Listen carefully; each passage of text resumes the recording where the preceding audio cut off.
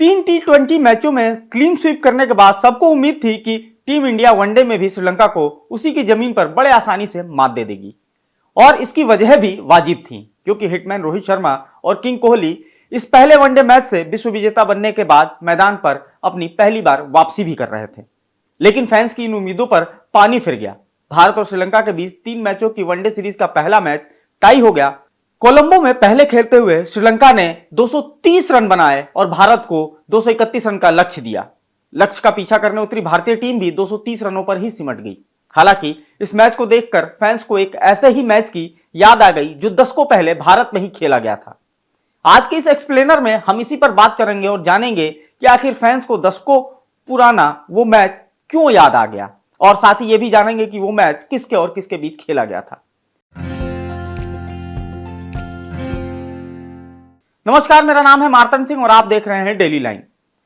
भारत और श्रीलंका के बीच खेले जा रहे 3 वनडे मैचों की सीरीज के पहले मुकाबले का अंत बहुत ही नाटकीय अंदाज में हुआ।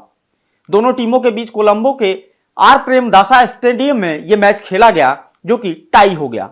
मैच में श्रीलंका की टीम ने टॉस जीतकर पहले बल्लेबाजी करते हुए निर्धारित 50 ओवरों में 8 विकेट के नुकसान पर 230 रन का स्कोर खड़ा किया। भारत के लिए रोहित शर्मा, शुभमन गिल ने तूफानी शुरुआत की थी, लेकिन टीम इंडिया 47.5 ओवर के खेल में 230 रन के स्कोर पर ही ऑल आउट हो गई। इस तरह दोनों टीमों के बीच पहला वनडे मैच टाई हो गया। ऐसा ही एक मैच आज से 38 साल पहले खेला गया था। इन 2 मैचों के बीच फर्क सिर्फ यह था कि वो एक टेस्ट मैच था और ये इंडिया और श्रीलंका के बीच खेला गया एक दिवसीय मैच था। हालांकि उस टेस्ट मैच का भी अंत नाटकीय ढंग से ही हुआ था और मैच टाई हो गया था। चलिए आपको ले चलते हैं उस मैच की तरफ और जानते हैं उस दिलचस्प मुकाबले के बारे में। साल था 1986 और जगह था चेन्नई का चेपक मैदान। भारत और ऑस्ट्रेलिया की टीमें आमने सामने थी। 1986 के उस दौर में ऑस्ट्रेलिया की कमान एलन बॉर्डर के हाथों में थी। भारतीय टीम की कप्तानी कपिल देव कर रहे थे। सीरीज का यह पहला ही मुकाबला था जो चेपॉक के मैदान पर खेला जा रहा था। यहां ऑस्ट्रेलिया ने टॉस जीतकर पहले बल्लेबाजी चुनी थी। कंगारू टीम ने पहले खेलते हुए डेविड वून के 122, डीन जोन्स के 210 और एलन बॉर्डर के 106 रनों की बदौलत 7 विकेट खोकर 574 रन पर पहली पारी घोषित करी। भारत की ओर से केवल शिवलाल यादव कामयाब गेंदबाज रहे थे। उन्होंने 4 विकेट झटके थे। ऑस्ट्रेलियाई पारी के बाद यहां भारतीय बल्लेबाजों ने भी दमखम दिखाया।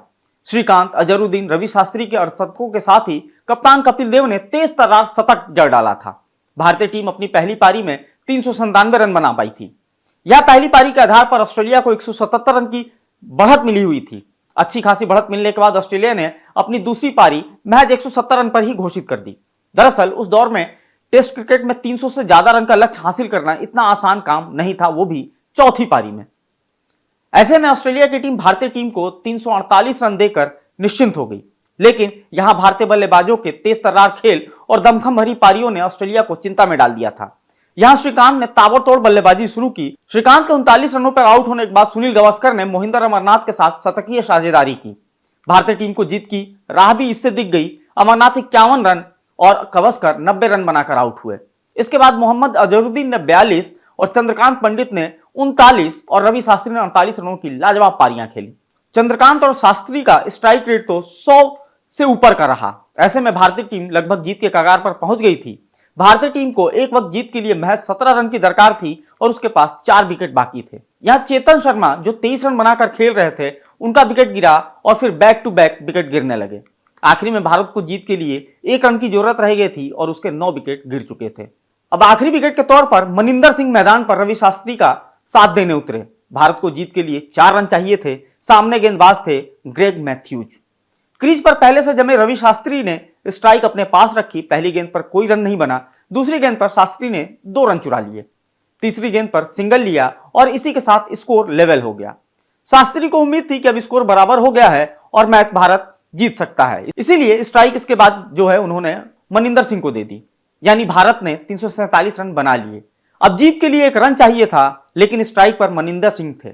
चौथी गेंद पर मनिंदर रन नहीं ले पाए और 5वीं गेंद पर वो LBW आउट हो गए।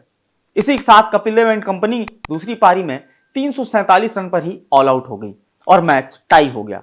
दूसरी पारी में ऑस्ट्रेलिया की ओर से ग्रेग मैथ्यूज ने 5 विकेट लिए।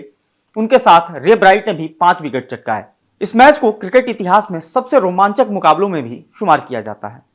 आज के वीडियो में फिलहाल इतना ही। आप फॉलो करते रहे हमारे डिजिटल प्लेटफॉर्म डेली लाइन को।